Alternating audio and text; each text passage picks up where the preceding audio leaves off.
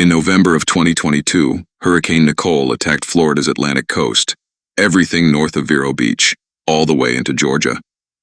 This chart comes from a weather buoy floating 20 miles off Cape Canaveral, and it measured both hurricanes that year.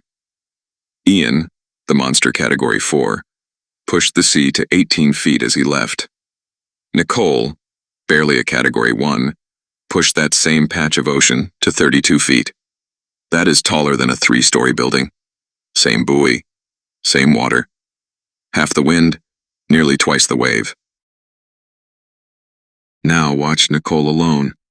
The sea climbed for 5 straight days before the peak, and kept pounding long after the storm had come and gone. Almost nobody was left on the beach to see it. So how does a weak hurricane raise a monster sea? Here's her path. That blue ring off Cape Canaveral is the buoy. Remember it. Nicole spent nearly a week wandering the open Atlantic as a huge, slow, ragged storm, pushing water toward Florida the entire time. Most hurricanes cross a coastline like a spear. Nicole came in at an angle and ran up the shoreline. Vero Beach, Melbourne, Cape Canaveral, Daytona. So every mile of beach took its turn. And watch the eye. It passes almost directly over the buoy. The machine that measured the 32-foot sea was very nearly inside the eye wall.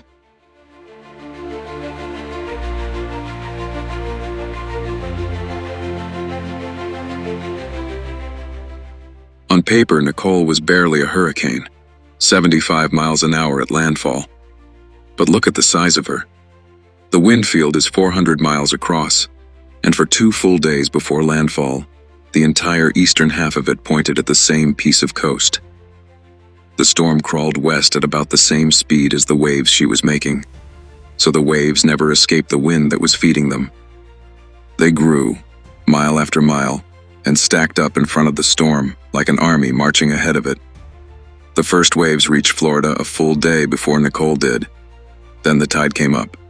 Then it came up again, and because her track ran north along the coast instead of across it, no beach ever got a break. Not one big punch like Ian. 100,000 punches for the better part of a week.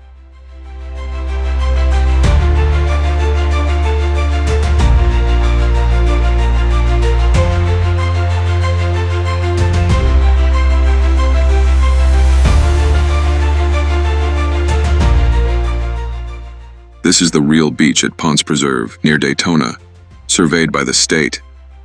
White dune sand, 26 feet tall at the crest.